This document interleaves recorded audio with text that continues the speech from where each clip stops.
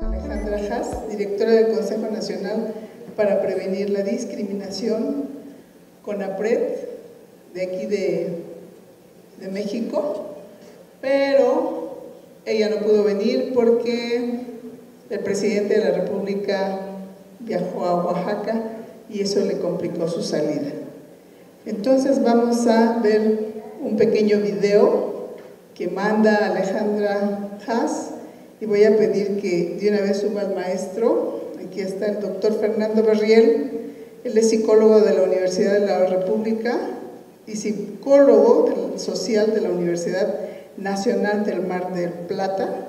Trabaja en temáticas relacionadas al envejecimiento y con personas mayores desde hace más de 25 años.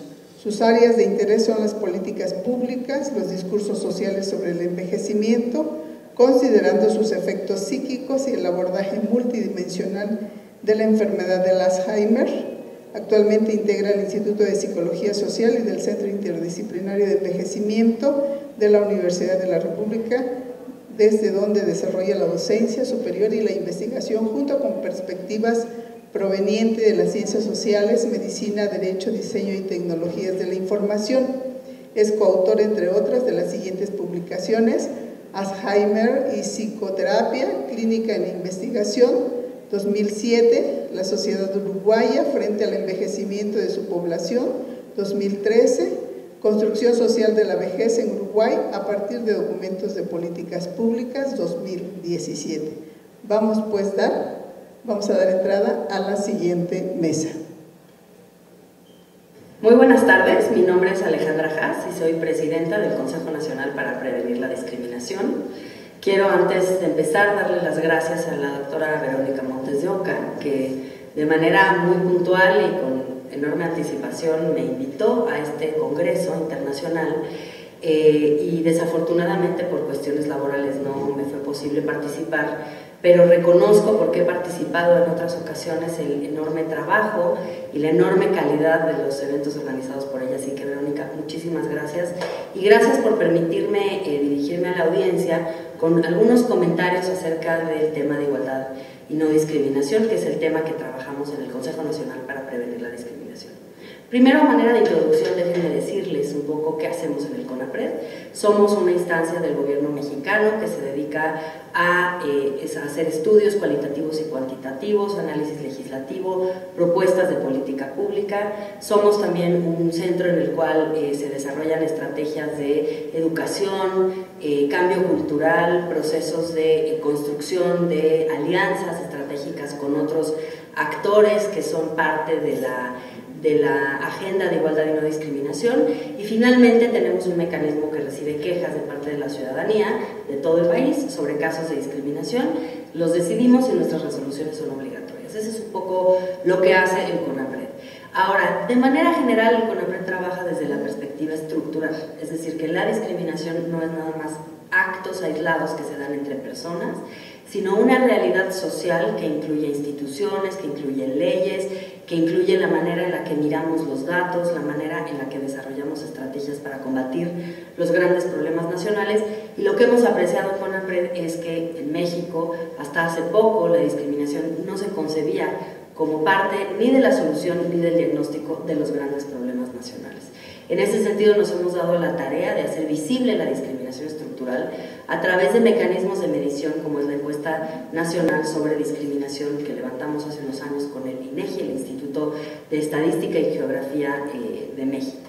Y en esa lógica de pensar la discriminación estructural e ilustrarla con datos, lo que hemos visto es que efectivamente que México es un país en el que la discriminación es reiterada hacia ciertos grupos de población, que está inmersa en la ley, pero también en la manera de interpretar la ley y de la construcción de las instituciones, que está muy normalizada en el discurso público, en la cultura. La verdad es que tenemos a nuestro alrededor, a través de los medios de comunicación, a través del ámbito educativo, en la familia, en la calle, en los empleos, mensajes que normalizan los prejuicios y los estereotipos.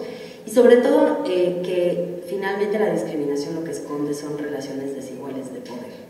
Grupos que tienen más privilegios y control de los recursos económicos, financieros, incluso de la narrativa, y por otro lado, grupos que sistemáticamente aparecen muy por debajo en los niveles de acceso a los derechos, a pesar de que, pues, como personas titulares de derechos deberían de estar en igualdad de circunstancias. Esto lo que hace es que nos genera brechas de desigualdad muy profundas, y en relación con el envejecimiento podemos citar algunos datos. Les doy uno, por ejemplo: 39% de la población que respondió a nuestra encuesta, que se levantó en 40,000 viviendas a más de 100,000 personas, 39% de las personas en vejez contestaron que no tenían acceso a los servicios de salud pública. O, por ejemplo, notamos la brecha de analfabetismo, mucho mayor el analfabetismo en adultos mayores que en el resto de la población, y ahí con una particularidad que se ve en otros datos también, que es para las mujeres mayor analfabetismo que para los hombres. Estamos hablando de 19% para las mujeres contra un 12% para los hombres adultos mayores, contra alrededor de un 3% la media nacional. ¿Qué es lo que nos ilustran estos datos? Bueno, en primer lugar, que nos parece que desde el punto de vista de la discriminación todavía nos falta mucho por conocer de las personas mayores, entender cómo es que ellas viven la discriminación, cómo viven los prejuicios. Alrededor del 17% de la población en la encuesta contestó que no le rentaría un cuarto a una persona mayor.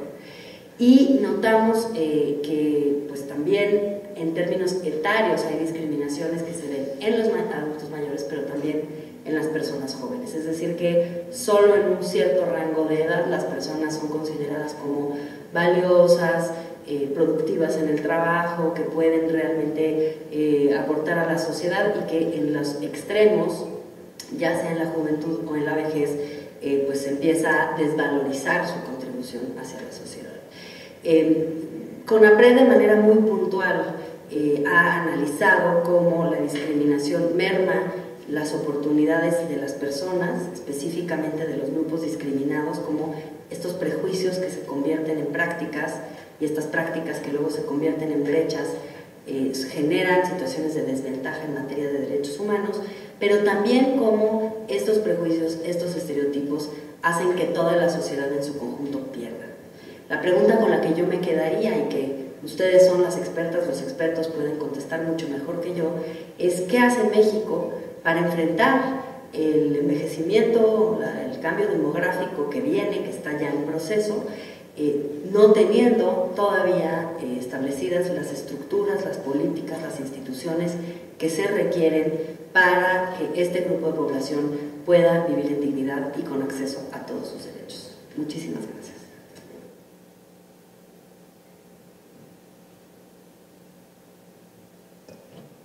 Pues ese ha sido el mensaje de Alejandra Haas. Llamo al maestro Fernando, si es tan amable. Escuchamos su exposición y luego vienen las preguntas, bueno, pues al maestro, porque Alejandra no está.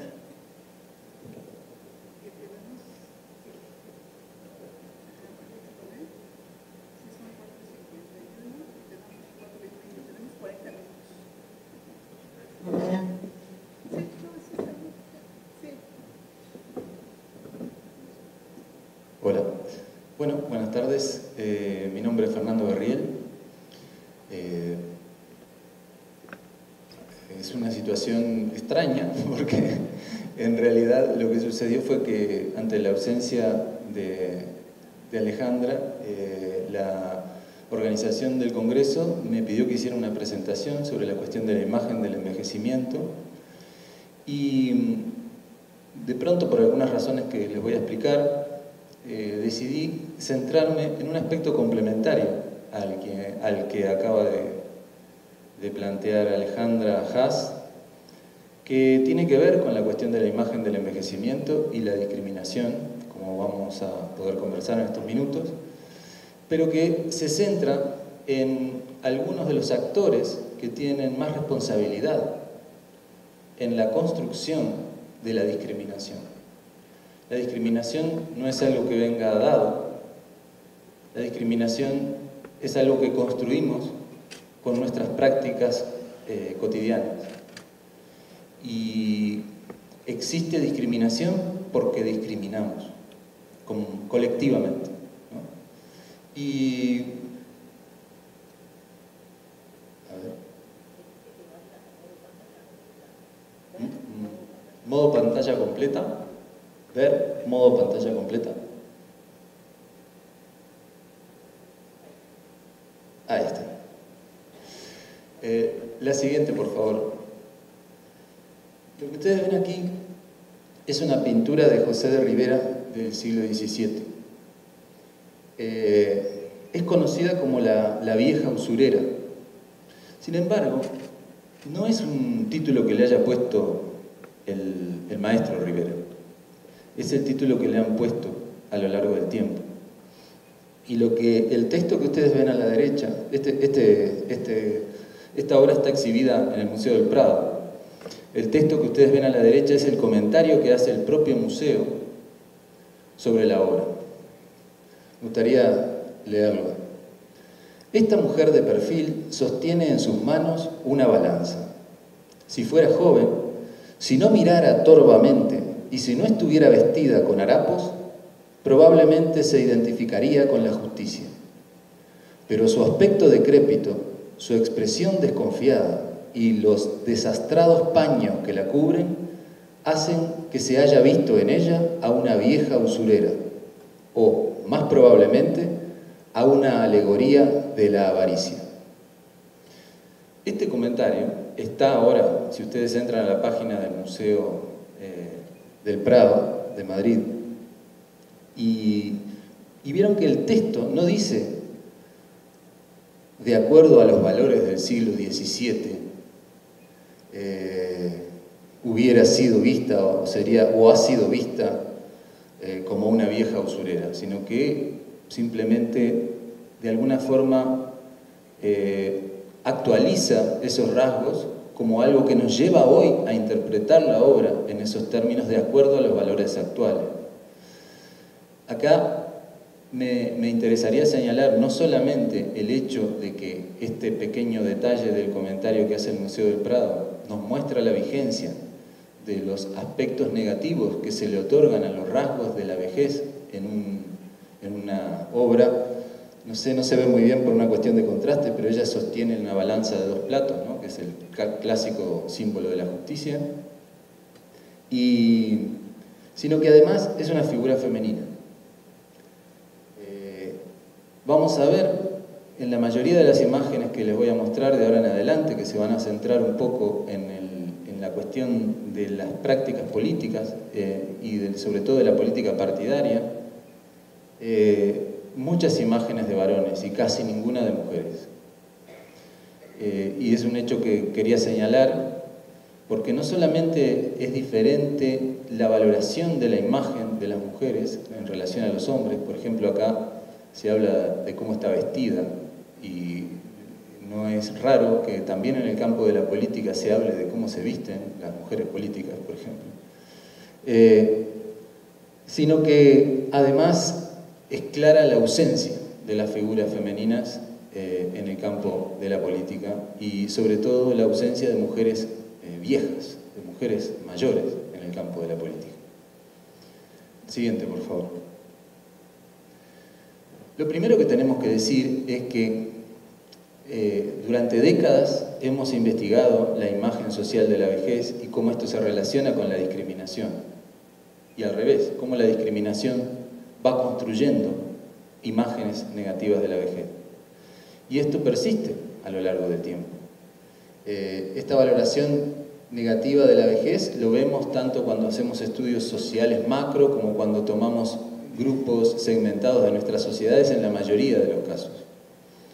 Pero esto no solamente implica que perjudicamos a un grupo social por esta visión negativa que va a ser objeto de discriminación, sino que también estamos incidiendo en las condiciones concretas en las cuales se va a producir envejecimiento. Cuando nosotros discriminamos o cuando nosotros tenemos una visión negativa de la vejez y las personas mayores, estamos discriminando algo que hace a nuestro proyecto de vida. Hemos conquistado mucho en términos de longevidad. Estoy hablando de la humanidad en general.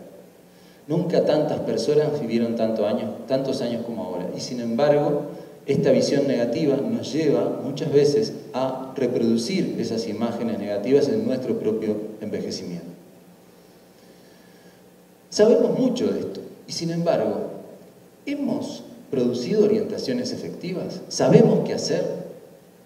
Bueno, han aparecido una serie de planteos vinculados a esto. Uno de ellos es el envejecimiento activo, que justamente uno de los compañeros que me antecedía, Feliciano Villar, ayer discutía las luces y sombras, digamos, del concepto de envejecimiento activo. Los invito a explorar esa cuestión.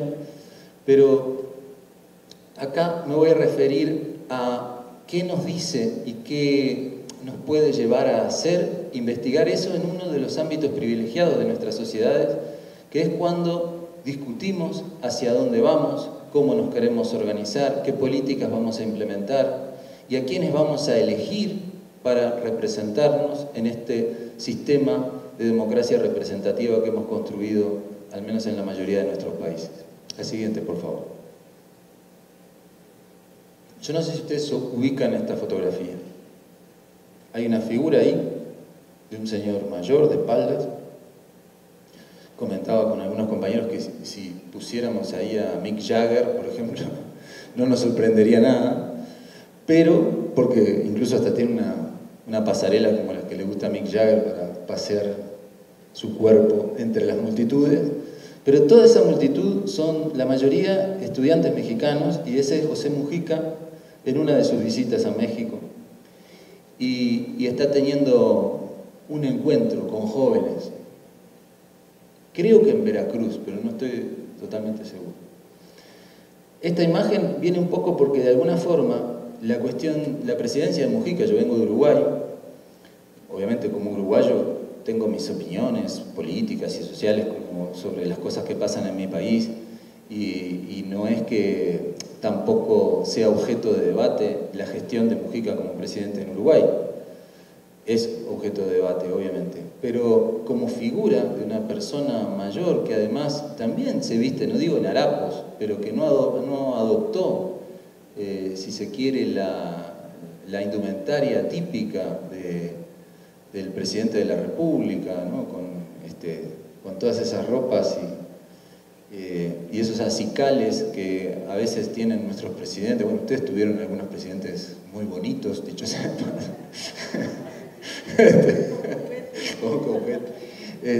Pero sino que se mantuvo en su forma de vestirse y mantuvo su automóvil y mantuvo, no ocultaba su vejez, no disfrazaba su vejez, digámoslo así, ¿no? Por eso me parecía una figura interesante para abrir el tema en el que voy a entrar ahora. Siguiente, por favor. La siguiente, ahí, gracias. ¿Qué pasa? Cuando hay una campaña electoral y, por suerte o por desgracia, parece que, al menos en nuestros países, cada vez más vivimos en una campaña electoral permanente, porque el debate, la desacreditación constante entre los distintos actores es como permanente. Creo que también los medios, las redes sociales contribuyen a que esto sea un debate constante. Buscamos convencer y de eso se ocupa o se ha ocupado tradicionalmente la retórica, que es un invento, por lo menos en la cultura occidental, como disciplina de los griegos, ¿no? Es decir, había que convencer a los otros en el ágora, en la asamblea, y para eso había toda una tecnología a implementar, que obviamente sabemos se implementa en lo que son nuestras campañas electorales, nuestros debates políticos. Buscan convencernos de que es lo mejor y generar una conducta que es ir un día y votar a un candidato. En ese sentido, ¿cómo hacemos para convencer?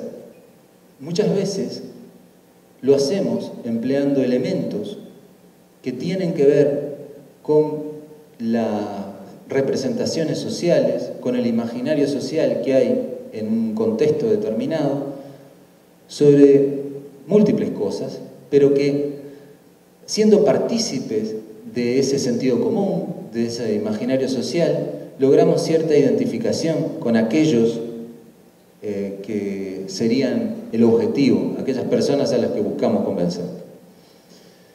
Entonces, siguiente por favor.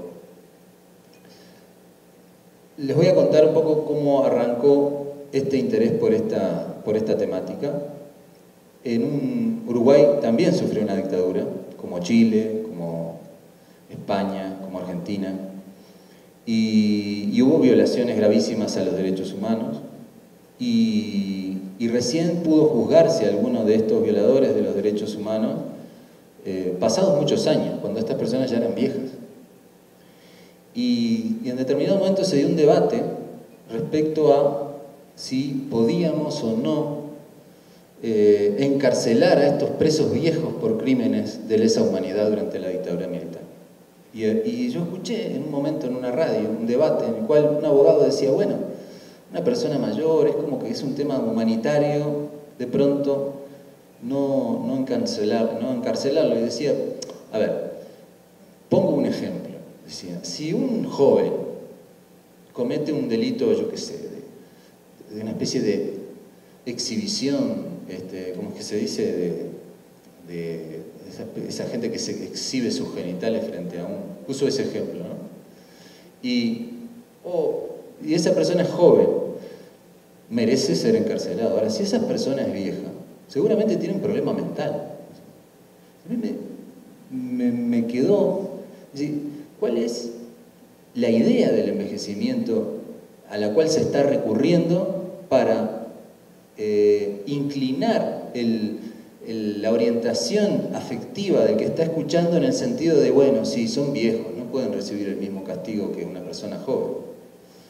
Entonces, desde ahí empezamos a estudiar este tema, que el primer gran jalón fue la asunción presidencial de Mujica en el año 2010. Después continuamos en el año 2014 con la nueva campaña electoral en Uruguay y continuamos en este momento con algunos elementos que están pasando en la campaña electoral que está teniendo lugar en este momento en Uruguay. Y después querría conectarlo con algunas cuestiones de la realidad mexicana, si ustedes me permiten. Siguiente, por favor. Siguiente, por favor. Siguiente, por favor. Bueno, en el año 2010, Mujica en el año 2009 gana las elecciones, asume en el 2010. Esta es una foto de la ceremonia que se da dentro del Parlamento uruguayo.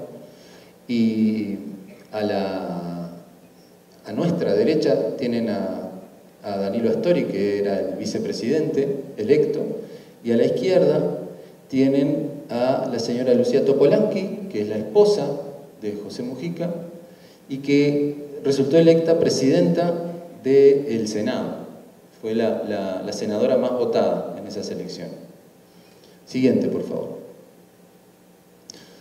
Pasa que después de la ceremonia dentro del recinto del Parlamento, lo habitual es que el presidente electo va hasta la Casa de Gobierno, el edificio tradicional de gobierno en Montevideo, y ahí se le pone la banda presidencial y hace un trámite con un escribano y ahí es el presidente.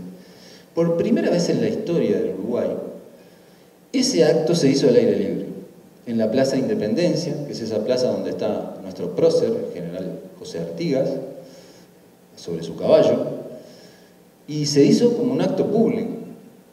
Y acá es donde hay que comentar un par de cosas para que ustedes contextúen. En ese momento, Mujica era el presidente más viejo que había asumido nunca en Uruguay. Tenía 74 años. Unos meses antes de asumir, después de ser electo, pero antes de asumir, había estado internado, aparentemente por un problema renal. En ese momento empezaron a circular versiones de que Mujica no iba a terminar el mandato, no sabíamos si iba a asumir, no iba a terminar el mandato, que era muy viejo, que era el presidente más viejo que nunca habíamos tenido, etc. La cuestión de la vejez empezaba a tener un peso político en esa coyuntura del Uruguay. además de que era un presidente que había sido guerrillero, que había sido tupamaro, que había estado preso más de 10 años y que eso era un hito histórico dentro de la historia política del país, aparecía con mucho peso la cuestión de la edad de quien iba a asumir. Y entonces, la siguiente por favor, se hace este acto público, bueno, la gente estaba muy contenta, ahí vemos gente tocando tamboriles, que es la base instrumental del candombe, que es un ritmo afro-uruguayo. Siguiente, Mujica recibe la banda presidencial, hace un discurso y después se da un hecho inédito. Habla el vicepresidente. Mujica le pasa la palabra al vicepresidente electo, cosa que no está previsto en los actos de asunción, no sé acá en México, pero en Uruguay no habla nunca el vicepresidente, está ahí nomás. Siguiente, por favor. Mujica dice, le pide que hable a Danilo Astori. Obviamente esto estaba todo preparado, pero nadie sabía que iba a suceder. Y Astori entra y hace uso de la palabra Astori. Astori era un economista, un hombre que, obviamente del mismo partido político que Mujica, pero con todo un prestigio a nivel del campo de la economía, digamos, ¿no? Entonces es como una imagen en ese contexto de mucha seguridad, si se quiere, ¿no? Y además con una imagen mucho más, ¿cómo podríamos decir?, ajustada al physique du rôle de alguien de una primera magistratura o algo así, ¿no?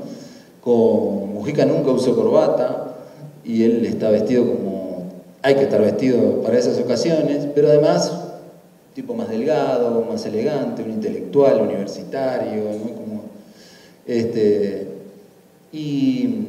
pero sin embargo había 4 años de diferencia más entre Mujica y Astori. No es que era el jovencito que venía, ¿no?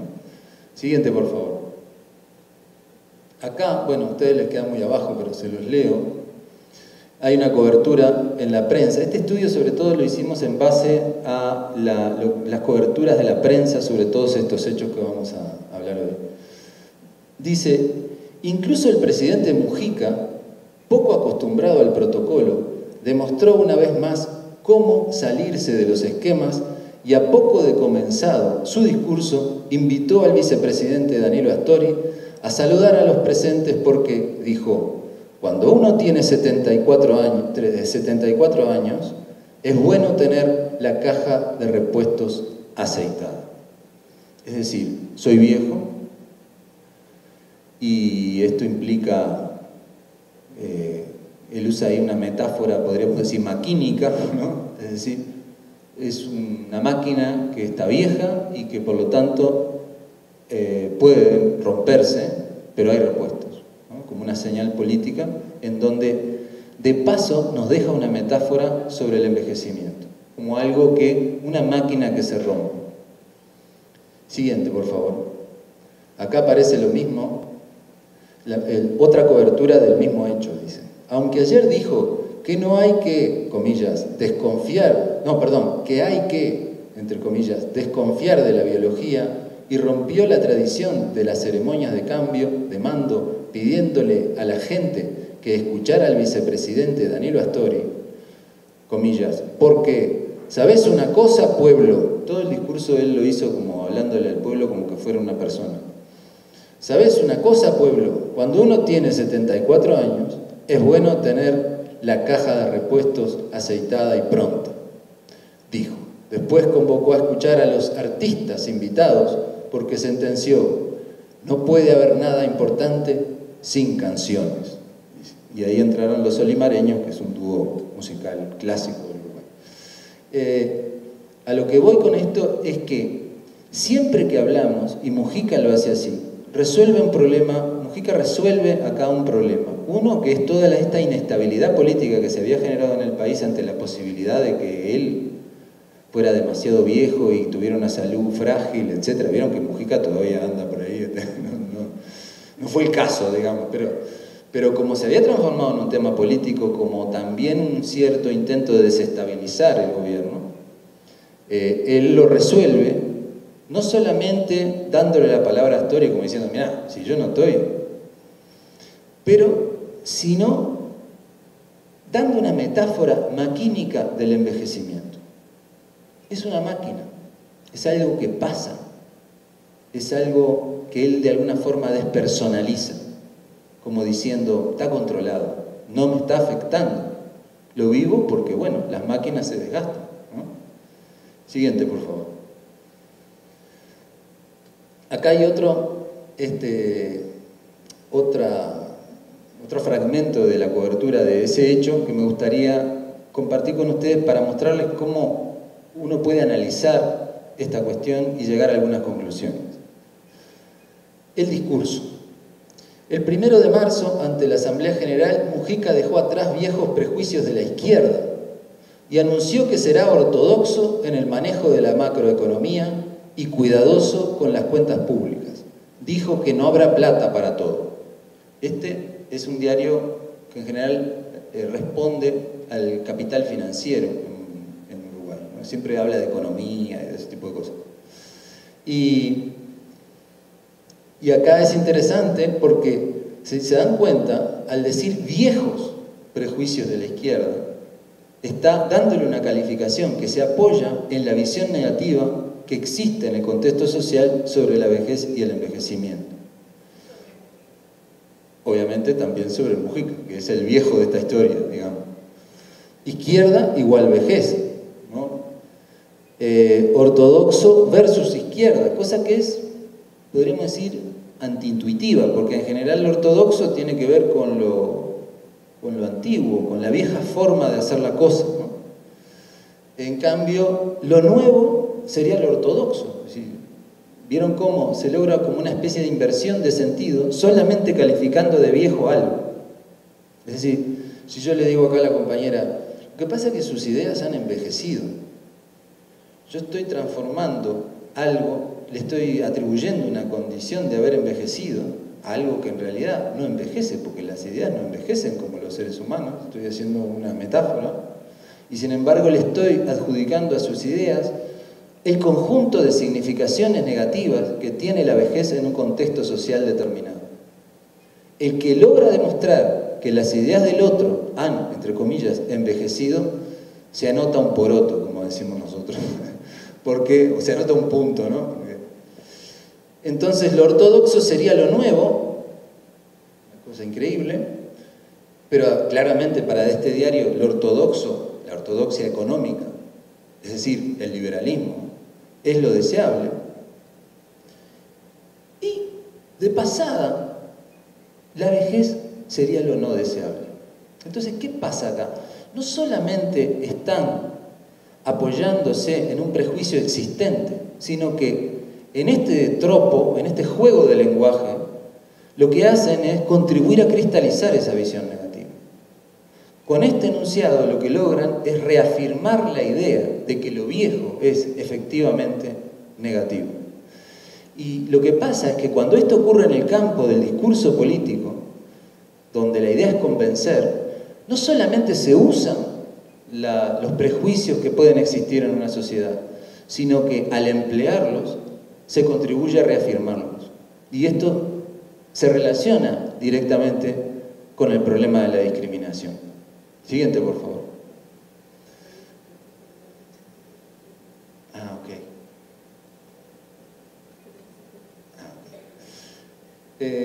Esta es la campaña electoral del 2014, los candidatos ya eran... En Uruguay no hay reelección, no sé, en México la verdad que no sé, pero en Uruguay no hay reelección sucesiva, digamos. Entonces, los candidatos eran otros, Tabaré Vázquez y Luis Lacalle Pou. Siguiente, por favor.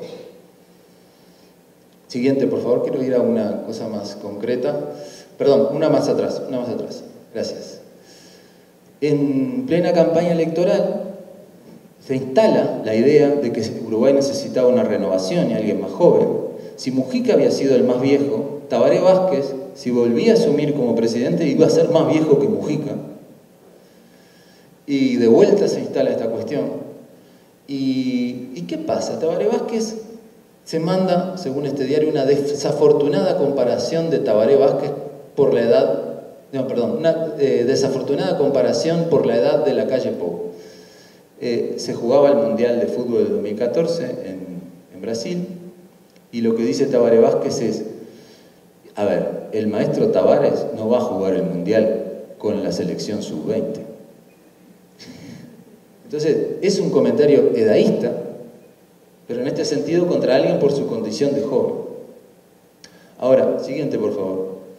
¿Qué pasa con esto? Desata un edaísmo frenético en el otro candidato, que empieza con una serie de agresiones, en vez de mantenerse un poquito al margen, transforma el tema de la edad en un tema central. Por ejemplo, propone que Tabaré Vázquez integre un consejo de ancianos junto con todos los otros expresidentes.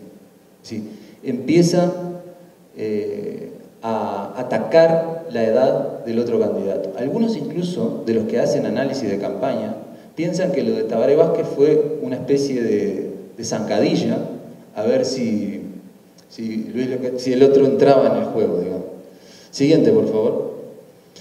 Este es el candidato, en un momento que está recorriendo una zona del interior del Uruguay, hace como una especie de exhibición física, se pone hace la bandera, que es ese ejercicio, y le dice a Tabaré Vázquez, lo espero en esta bandera.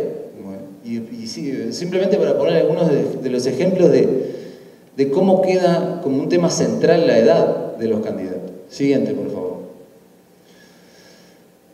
Bueno, Tabaré Vázquez gana las elecciones en primera vuelta y en segunda vuelta, incluso logra mayoría parlamentaria, y ahí cambia totalmente su estética. Ya ahí él, que aparecía siempre como un señor honorable, todo de... A partir de ahí, asume esta cosa distendida. Siguiente, por favor. Esto simplemente para mencionarles cómo en el 2019 está presente. Este es uno de los precandidatos, porque estamos en el momento de elección dentro de los partidos políticos. Llegó Sartori y será el precandidato más joven. ¿Qué le importa? O sea, el hecho de destacar que es el más joven, evidentemente, es porque están de vuelta ubicando el tema de la edad como un tema central, como si eso tuviera que ver dentro de las cosas que a nosotros nos tienen que pesar al momento de ir a votar. Siguiente, por favor. Y acá, bueno, esto les resulta muy familiar a ustedes, me imagino, porque yo escuchaba la expresión viejito cabeza de algodón como una cosa más bien de los partidarios de López Obrador, a la distancia, ¿no? Desde Uruguay, siguiendo un poco, uno trata de interesarse por qué pasa con los países hermanos en materia social, política. Y rápidamente empecé a ver en las redes que era usado despectivamente, ¿no? Como aparece ahí abajo, pinche viejo cabeza de algodón. Ya no es viejito cabeza de algodón, es pinche viejo cabeza de algodón. En mexicano me queda claro lo que quiere decir. Y bueno, y ahí tenía muchas imágenes para mostrarles de cómo se jugaba con el tema de la edad. Este es uno de los memes que encontré así en las redes sociales, ¿no? En donde ven el deterioro que le ocasiona a cada presidente el periodo de gobierno y donde vemos a López Obrador transformado en una especie de muerto viviente, una cosa por el estilo. Siguiente, por favor. Bueno, siguiente, por favor. Simplemente para cerrar. ¿Qué pasa? Estas licencias retóricas que se adoptan en contextos de campaña electoral o de debate político tienen costos sociales altos. ¿Por qué? Porque cristalizan prejuicios negativos en relación a la vejez y al envejecimiento. Y todo lo que dijo Haas sobre la discriminación es muy difícil de transformar en un contexto de discriminación sistemática y en un contexto sistemático de valoración negativa de la vejez y el envejecimiento y de las personas mayores. Y en la medida en que se siga empleando esa valoración negativa para generar identificación política, vamos a estar en un contexto en el cual vamos a seguir reafirmando esas discriminaciones. ¿Qué podemos hacer?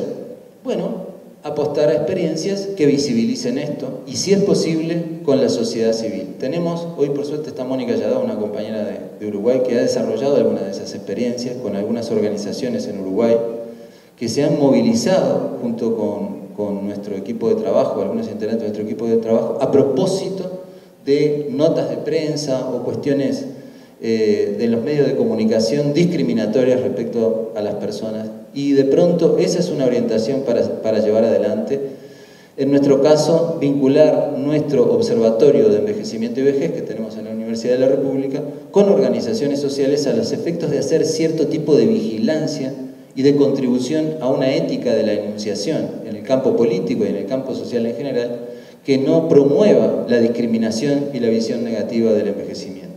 Siguiente, por favor. Y bueno, acá, por ejemplo, acá sí aparecen mujeres, porque ¿qué es esto? Esto es una movilización de personas mayores en Montevideo. No aparecían casi en las imágenes que vimos, ¿no? Salvo la señora y primera senadora. Y acá sí, esto implica un cierto nivel de diversidad que seguramente enriquecería la mirada sobre esta cuestión. Siguiente, por favor. Bueno, nada más. Muchas gracias. Bien, creo yo que muchas enseñanzas en todos estos días, nosotros que somos de aquí de Oaxaca, la verdad es que no tenemos palabras para estar agradeciendo a todas las conferencias riquísimas que nos traen desde diferentes hermanas repúblicas. Pero algo que me quedó muy claro y ahorita me lo reafirma el maestro Fernando es que nosotros, la sociedad civil y las organizaciones tenemos que empujar fuertemente. Oaxaca es un referente de lucha nacional e internacional en donde hemos resistido los embates del Estado. Este Congreso tiene que ser la punta de lanza para las próximas movilizaciones que tenemos que tener en cuenta nosotros, los abuelos y las abuelas. Entonces, yo le decía al maestro que cerrara, está muy interesante la charla, pero viene la mesa redonda y entonces demos oportunidad a que quienes quieran hacerle preguntas, hay todavía un espacio de tiempo. Manos levantadas, no muchas. Ahí está el micrófono. Muchas gracias por la presentación. Yo en las redes sociales esta semana vi que le hacían como una noticia de que Angela Merkel nuevamente en un discurso le temblaba el cuerpo. No sé, ahorita esa noticia aislada que la vi en su momento y ahora escuchando tu presentación como que también lo conecté, ¿no? Que hay detrás de ese enunciado, ¿no? O sea, no sé si a un candidato joven presidencial, un presidente como Francia le darían esa misma tonalidad, si le da tembladera del cuerpo, porque a Angela Merkel, que es mujer, que es persona mayor, porque se vuelve noticia una tembladera del cuerpo, o sea, que hay detrás de ese titular. Dentro de las cosas que hemos investigado nosotros, junto con algunos colegas de otros países, es la imagen del cuerpo en el envejecimiento. Y el cuerpo es ese rasgo mediante el cual se significa el envejecimiento, por lo cual nos reconocemos muchas veces. Y evidentemente está cargado de sentido. Y el cuerpo, particularmente de las mujeres en América Latina, está cargado de sentido. Y particularmente el cuerpo de las mujeres mayores en América Latina y probablemente en otros contextos, está cargado de sentido. Estamos ahora asistiendo en Uruguay, por ahora, la primera presidenta mujer fue en calidad de suplente y fue justamente la esposa de Mujica cuando Mujica no pudo estar y tampoco pudo estar el vicepresidente por viajes o cosas así. Nunca hubo una presidenta electa mujer en Uruguay, sí lo hubo en Argentina. Y nosotros, que estamos muy cerca de Argentina, tuvimos que asistir a debates permanentes sobre cómo estaba vestida, su aspecto, etc. Y ahora que hay una campaña electoral de vuelta en Argentina, nuevamente, ya con una Cristina Fernández un poquito mayor, como es lógico, empiezan esos debates, esos niveles de descalificación en relación a lo que puede hacer o no valioso al cuerpo de una mujer en un contexto social, pero que también es esgrimido como ataque político. Entonces, yo no sé si Cristina sería buena presidenta o no, yo soy uruguayo, no estoy en Argentina, Pero en la medida en que se use, bueno, ella va candidata a vice en esta oportunidad, ¿no? Pero en la medida en que se use esos elementos como un elemento para incluir dentro de una decisión por parte de un electorado, estamos reafirmando los prejuicios contra la mujer y los prejuicios contra la vejez. Estamos trabajando a favor de los prejuicios negativos en relación a la vejez y estamos trabajando a favor de una discriminación de género clarísima. Y eso a los académicos, a los activistas sociales, nos tiene que convocar a organizarnos para visibilizarlo, porque queda como naturalizado en el discurso frívolo, a veces de la consideración frívola y casi que hasta divertida de nuestra vida social.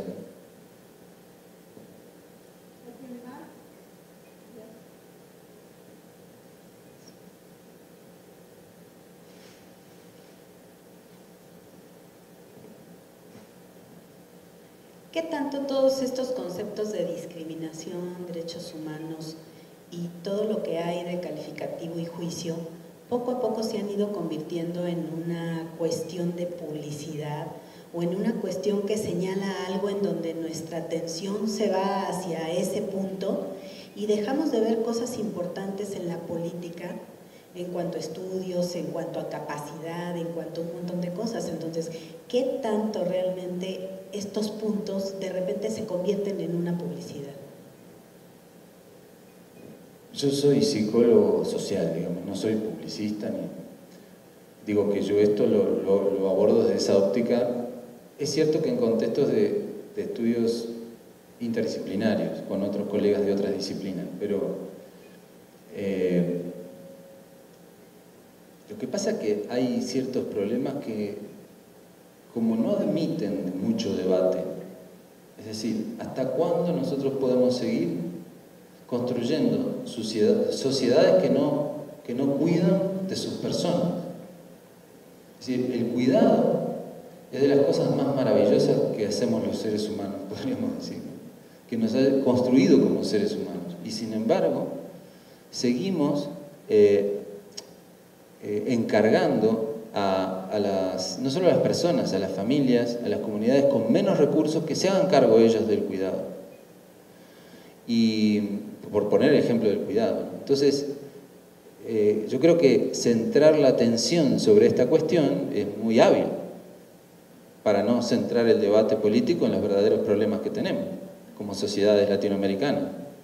Ahora, el problema es que además de que nos evita discutir sobre lo importante, genera efectos en la significación que le atribuimos a la vejez y al envejecimiento. Y eso era un poco ese aspecto que yo quería señalar, porque es un motivo más para alzarnos en nuestro trabajo académico, en los distintos lugares que ocupamos, para darle visibilidad a esto y apostar a una ética de la enunciación. Es decir, discutamos políticamente, tenemos derecho a opinar diferente. Todos los sectores sociales van a defender sus intereses, que los defiendan, pero con una ética de la enunciación, no al costo de más discriminación y de más visión negativa sobre las personas mayores.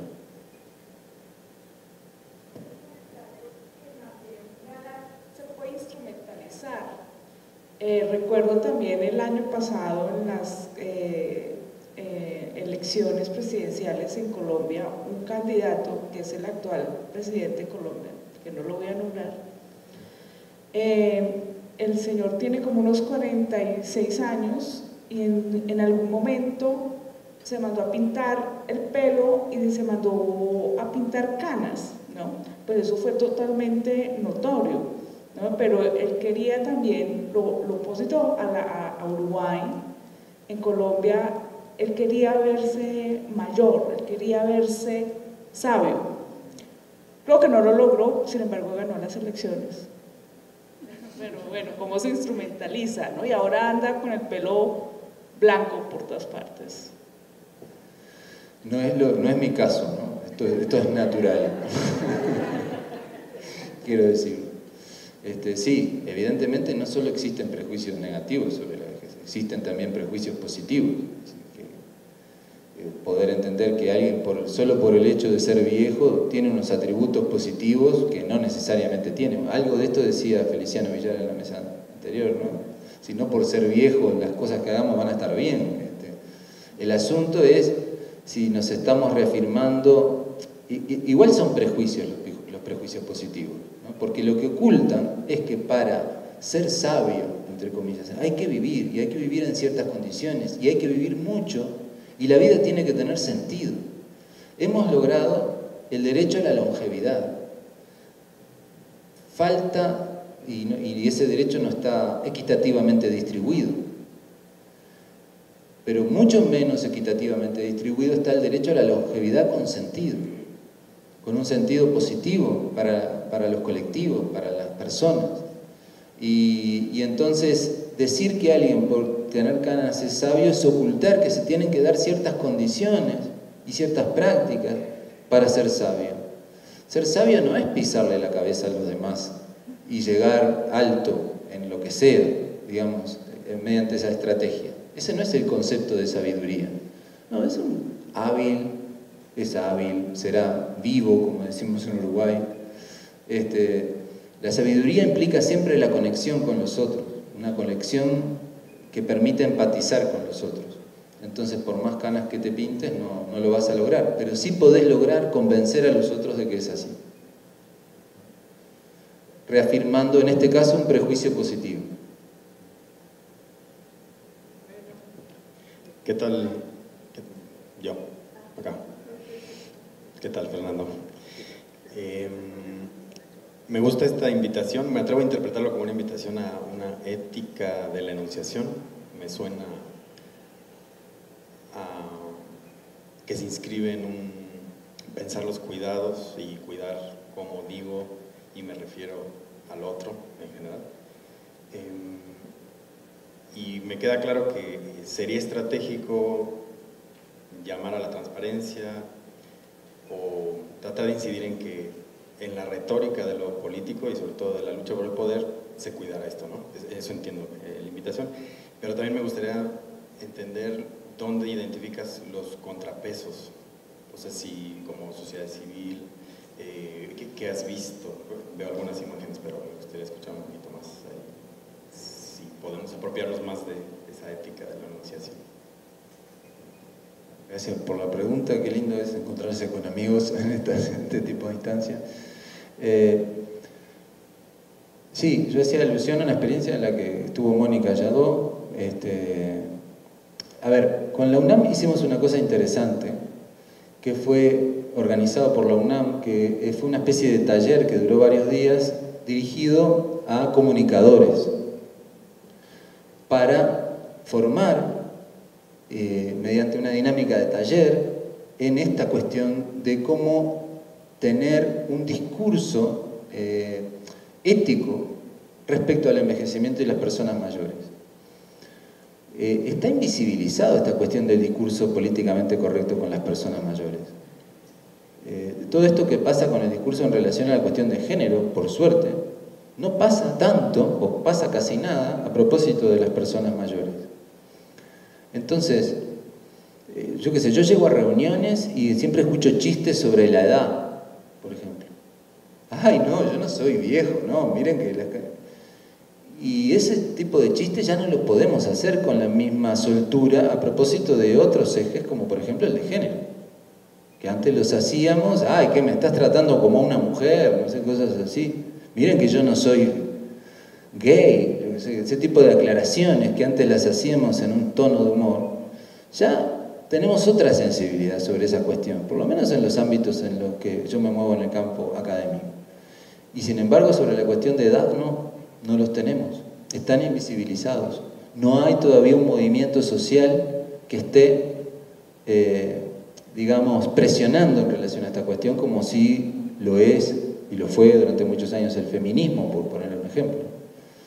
Ahora, la experiencia a la que yo aludo es una experiencia que la que estuvo Mónica, que tenía que ver con vincularse con una organización de la sociedad civil, analizar materiales de prensa, encontrar ahí perspectivas viejistas en la prensa o en medios de comunicación y poder deconstruir un poco ese discurso discriminatorio respecto a la vejez, conjuntamente con esa organización social, que después tuvo un efecto de rebote interesante, porque cuando salió publicado un artículo claramente viejista, súper bien intencionado, ¿no?, pero claramente viejista, fue esta organización la que más se movilizó, y sobre todo aparte porque salió en el contexto de una publicación como muy progresista, que existe allá en Uruguay, ¿no?, muy democrática, progre, así más bien de izquierda, y sin embargo era muy ultraconservador la perspectiva en la cual estaba analizada una cuestión de envejecimiento. Y esta organización se movilizó mucho para que hubiera una enmienda en relación a ese tipo de cosas, ¿no? Entonces ahí hay un ejemplo que fue puntual, pero que de alguna manera ofrece la posibilidad de armar una idea sistemática de alianza entre la academia o ciertos servicios sociales o ciertas organizaciones no gubernamentales y la sociedad civil, a los efectos de dar visibilidad a estas cuestiones y a su vez tener cierto efecto de presión para que esto se vaya modificando.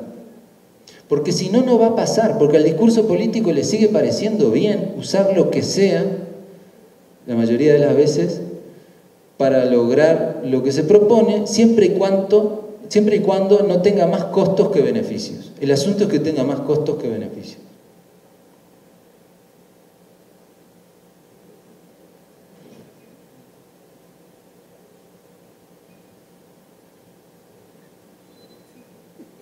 Bueno, muchas gracias a todos. Nos vemos a ver.